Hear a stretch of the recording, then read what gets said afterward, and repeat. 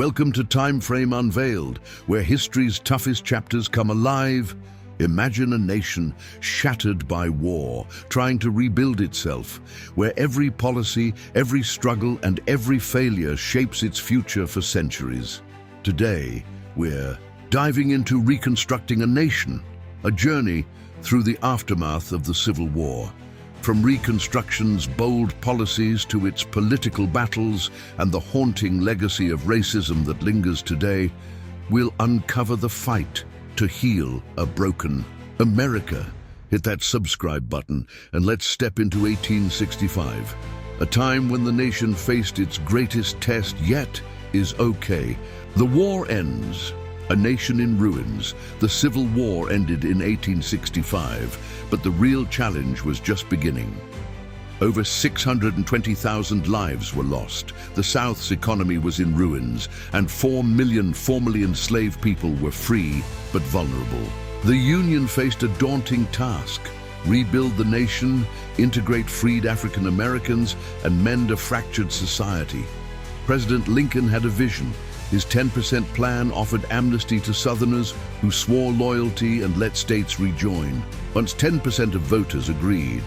But his assassination in April 1865 left Andrew Johnson in charge, a Southern Democrat with a lenient approach. Johnson's plan pardoned most Confederates, allowing them to regain power, but it ignored black rights, setting the stage for conflict. Reconstruction policies, promises, and problems. Reconstruction began with hope. The Freedmen's Bureau, established in 1865, aimed to help freed people by providing food, education, and legal aid. It set up thousands of schools. By 1870, over 250,000 black students were enrolled.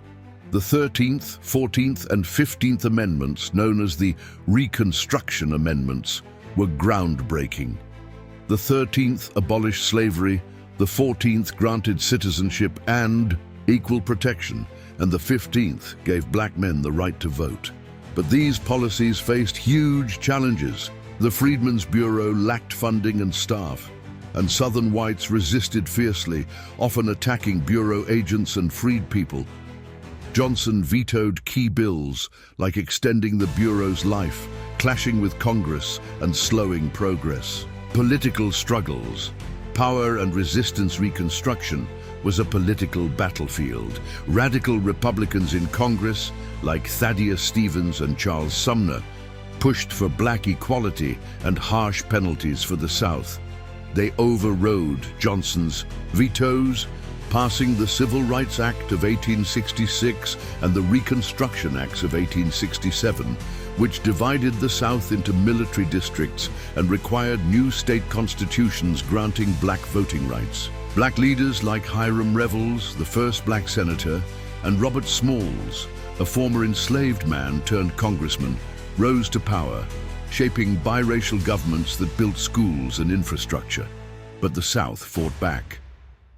White supremacist. Groups like the Ku Klux Klan emerged, using violence to terrorize black voters and their allies. Lynchings, burnings, and massacres, like the 1866 Memphis riot, killed hundreds.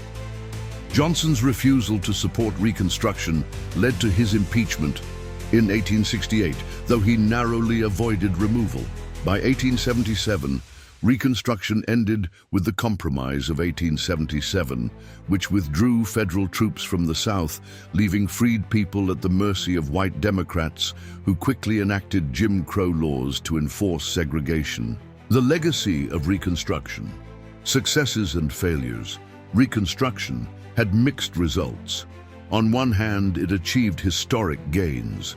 Black education soared, black political participation peaked, and the Reconstruction Amendments laid the foundation for future civil rights. But its failures were devastating. The promise of 40 acres and a mule for freed people was broken. Most land was returned to white owners, leaving many as sharecroppers trapped in debt. Southern redeemers regained control, passing black codes to restrict black freedom, and the Supreme Court's 1883 decision to strike down the Civil Rights Act of 1875 gutted protections. By the 1890s, segregation, voter suppression, and lynching were rampant, undoing much of Reconstruction's progress. Modern racism, a lasting echo. The legacy of Reconstruction's failures echoes in modern racism. Jim Crow laws entrenched segregation for decades, upheld by the 1896 Plessy versus Ferguson ruling of separate but equal. The lack of land ownership left generations of black families in poverty, a gap that persists today. Studies show the racial wealth gap in 2025 is still tied to post-Civil War inequities. Voter suppression tactics, like poll taxes and literacy tests, evolved into modern gerrymandering and voter ID laws, disproportionately affecting black communities. Movements like Black Lives Matter highlight how systemic racism, born from Reconstruction's collapse, continues to shape America, reminding us that the fight for equality is far from over. Lessons from Reconstruction. Reconstructing a nation after the Civil War was a bold experiment, one that achieved great things but left deep scars.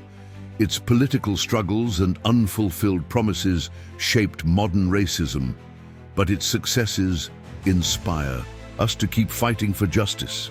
Thanks for joining me on this journey with TimeFrame Unveiled. If this story of resilience and struggle moved you, don't forget to like, subscribe, and hit that notification bell. We've got more history to uncover together. What's your take on Reconstruction's legacy? Drop a comment below, and I'll see you in the next video on TimeFrame Unveiled.